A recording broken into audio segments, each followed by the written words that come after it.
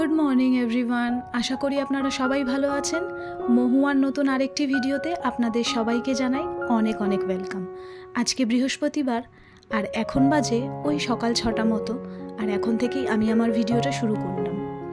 ঘুম থেকে উঠেই আগে বাইরে এসে দেখি গাছে কটা ফুল ফুটেছে। এটা একটা অভ্যেস হয়ে গেছে আমার। যাই হোক, সকালের সমস্ত কাজ সেরে ডোডোকে স্কুলে পাঠিয়ে দিয়ে জামা কাপড়গুলো নিয়ে বসে পড়েছি। কয়েকটা জামা কাপড় রয়েছে, ভাবলাম সেগুলো আগে কেচে নিই।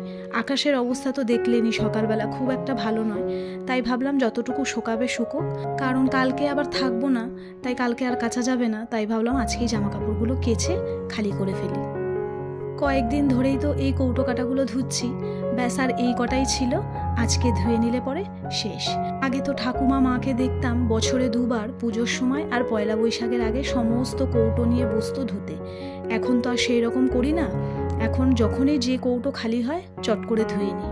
তাতে কি হয়, কৌটোগুলো খুব একটা ময়লাও হয় না আর তেল চিটেও হয় না, সেই জন্য এরকম করে ধুয়ে নিই। তো যাই হোক, এখানে কৌটোগুলো সব আমার শুকোতে দিয়ে দিয়েছি, আর উঠোনটাতেও একটুখানি জল ঢেলে ধুয়ে দিলাম। এখন ঘরে এসে চাটাও বসিয়ে দিয়েছিলাম। এখন চাটা খেয়ে নিয়ে রুমটা ক্লিন করে নেব। রুমটা ক্লিন করতে যাওয়ার আগেই ব্রেকফাস্টটা বানিয়ে রেখে গেছিলাম, এখন চটপট খেয়ে নেব। ম্যাগি বানিয়েছিলাম আজকে, আর আমার তো ওরকম ঝোল ঝোল ম্যাগি খেতে একদম ভালো লাগে না, তাই আমি এরকম চাউমিন স্টাইলেরই ম্যাগি করি। ওটা আবার ডোডো আর অজয় খেতে ভীষণ পছন্দ করে, স্যুপ টাইপের। তো চলুন এখন চটপট করে ব্রেকফাস্টটা করে নিই, প্রচণ্ড খিদেও পেয়ে গেছে। রুমটা ক্লিন করার আজকে আপনাদের সাথে শেয়ার করলাম না, কারণ খুব তাড়াতাড়ি করে রুমটা ক্লিন করেছি, কারণ এখন আবার একজন আসবে বাড়িতে। ওই আগেই বলেছিলাম আমার একটা ছোট্ট বিজনেস আছে, তো উনি কিছু কুর্তি নেবে, সেই জন্য ভাবলাম চটপট করে তাহলে রুমটা ক্লিন করে নিই, কারণ রুমটা মেসি থাকলে কেউ যদি ঘরে আসে তো ভালো লাগে না, না এই পাশেই থাকে। আর বাজার থেকে আজকে অজয় নিয়ে এসছে লোটে মাছ, তো সেটাকে ভালো করে পরিষ্কার করে নেব। লোটে মাছ করব আজকে, আর উচ্ছে কুমড়ো করব।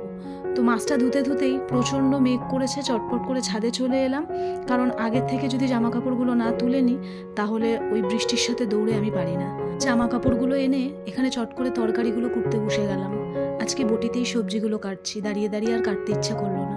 জানি না, জ্বরটা হওয়ার পর থেকে না মানে শরীরটা যেন কীরকম টাইপেরই হয়ে গেছে, মানে খুব এনার্জিটা শরীরে থাকে না, তারপর একভাবে দাঁড়িয়ে থাকতে ইচ্ছা করে না, বসে রয়েছি মনে হয় না একটু উঠে দাঁড়াই।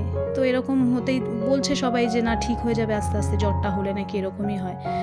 তো যাই হোক, উচ্ছে কুমড়ো করবো, তো সবজিগুলো এখানে বসে বসেই কেটে নিয়ে এবার এখন চটপট করে রান্নাটা সেরে নেব।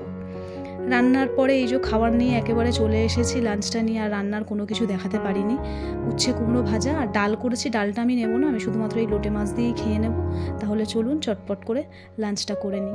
লাঞ্চ করে নিয়ে রান্নাঘরের সমস্ত কাজও সেরে নিয়েছি, আর বাসনগুলো মাজা হয়ে গেছিলো, এখন প্রায় শুকনো হয়ে গেছে, তাই ভাবলাম বাসনগুলো গুছিয়ে জায়গায় রেখে দিই। এখন আবার একটু বেরাবো, একটা কাজ আছে দরকারে। এখন তো পুজোর সামনে, তো অনেক কাজ, মানে আমি পুরো একদম হচপচ হয়ে যাচ্ছি। সামনে যেহেতু আবার আমাদের ডান্সেরও প্রোগ্রাম আছে, তো মানে অনেকটাই চাপের মধ্যে আছি, অনেকটাই। ঘরের কাজ, তারপরে ধরুন আমার এই বিজনেসের কাজ, আবার এই প্রোগ্রাম, তো সব কিছু মিলিয়ে একদম বিশাল একটা চাপের মধ্যে আছি। যাই হোক, এই কৌটোগুলো তো সকালেই ধুয়ে দিয়েছিলাম দেখলেন, এখন শুকনো হয়ে গেছে, তা রেখে দেবো। এখন কিছু ঢালবো না এর মধ্যে, পরে সন্ধেবেলার দিকে ঢেলে নেব। তাহলে চলুন, ভিডিওটা আজকে এই পর্যন্তই থাক। খুব ছোট ছোট ব্লগ এখন শেয়ার করছি, এখন হঠাৎ করে পারছি না অনেক বড় ব্লগ শেয়ার করতে, যেহেতু অনেকটাই মানে ব্যস্ততার মধ্যে আছি।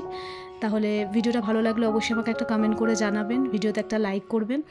খুব তাড়াতাড়ি দেখা করব নতুন আরও একটা ভিডিওর সাথে। সবাই ভালো থাকবেন আর সুস্থ থাকবেন।